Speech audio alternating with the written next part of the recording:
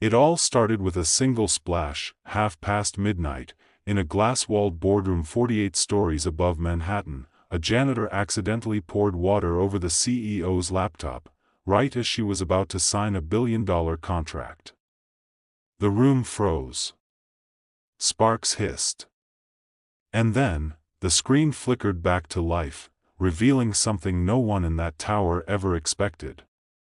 What looked like an accident was, in truth, the only thing that could save them all. Saraphina Caldwell had built her life around control. At 34, she was the youngest CEO in Whitmore Technologies' history, and the board made sure she never forgot it. Every decision she made was questioned, every hesitation magnified. That night's meeting wasn't supposed to be one more test, it was supposed to be her victory. Signing with Meridian meant saving the company's stock, securing her place among the elite. The air in the boardroom was electric, thick with caffeine, fear, and the faint hum of the city that never really slept. Down the hall, Archie Flynn was pushing his cleaning cart, the same quiet route he'd walked for 3 years.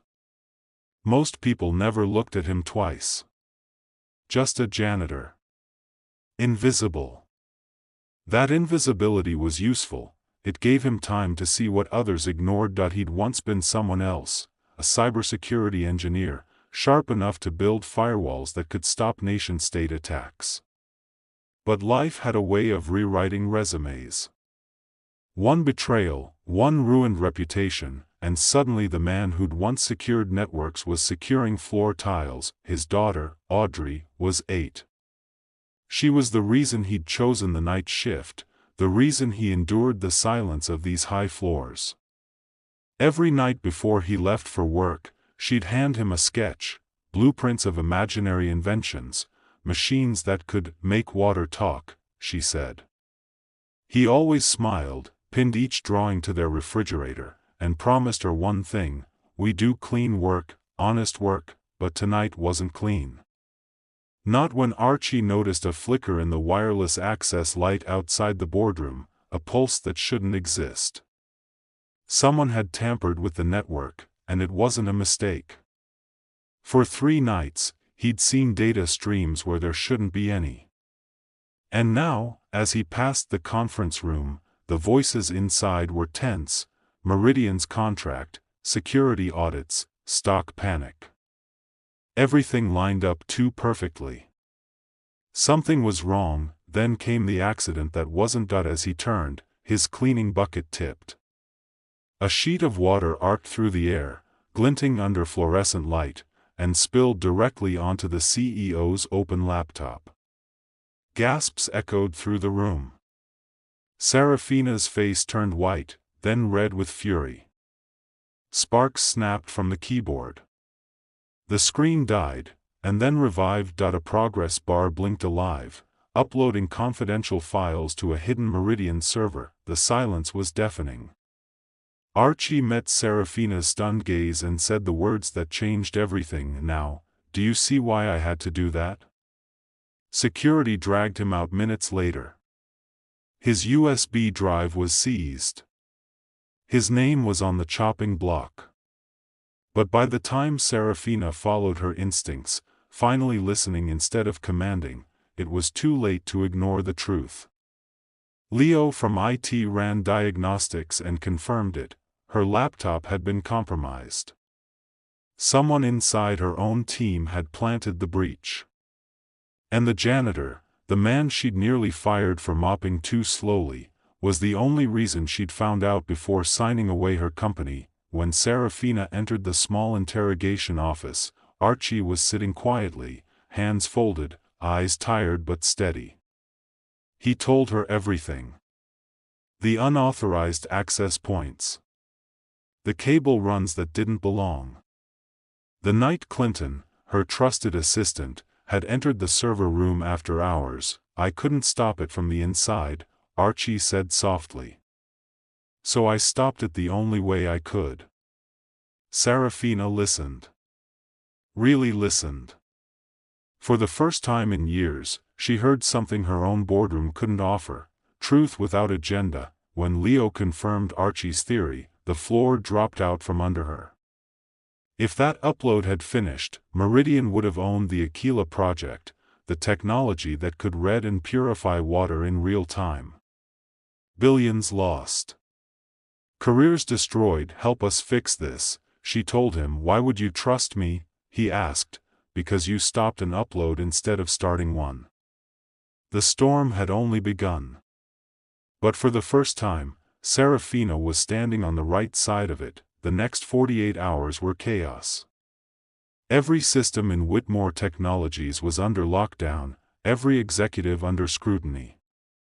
Clinton, calm, polished, and guilty, tried to dismiss the breach as a vendor test. Henry Dalton, the CFO, sided with him. But Archie's offline tools told a different story. The digital fingerprints were unmistakable. Clinton had used an old contractor badge to smuggle data out night after night. Then came the fire. A system wiper activated deep in the servers, erasing evidence faster than they could trace it. The heat triggered smoke alarms, but too late. By the time the suppression foam exploded, smoke was pouring down the hall. Saraphina sprinted to the door. It was sealed.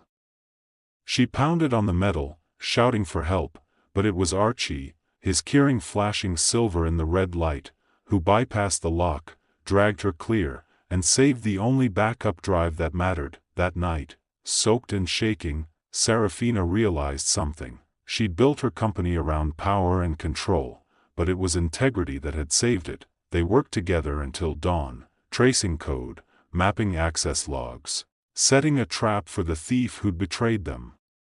A single honeypot file, Aquila V2 specs.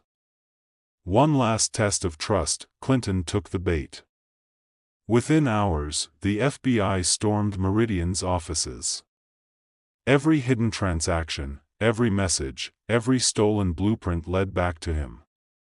When they cuffed him in Saraphina's office, his eyes darted to Archie in disbelief. How could a janitor outsmart him? Because honesty, it turned out, was its own kind of genius. When it was over, Saraphina offered Archie a position, head of cyber resilience. He hesitated. His daughter. His promise to stay invisible, to keep their life clean and simple. So she gave him something more: flexible hours, remote work, and a scholarship for Audrey. Because, she said, the future deserves better protectors than the past had. A year later, the Aquila project launched. The same boardroom that had nearly witnessed ruin now hosted celebration. Saraphina stood beside Archie as Audrey demonstrated a water sensor that could listen for contamination, her crayon design brought to life. The room erupted in applause, but Saraphina only smiled at Archie. Later, under a soft Manhattan rain, she found him on the rooftop. You saved everything by breaking everything, she said. Archie looked out over the city lights, reflections rippling like water. Sometimes, he replied, you have to turn everything off to see what matters. Raindrops shimmered on the glass railing. Below them, the city flowed like a living current, imperfect, beautiful, and clean. In that moment, they both understood. Trust, like water, finds its way through everything. It exposes, it heals, and if you listen closely, it tells the truth.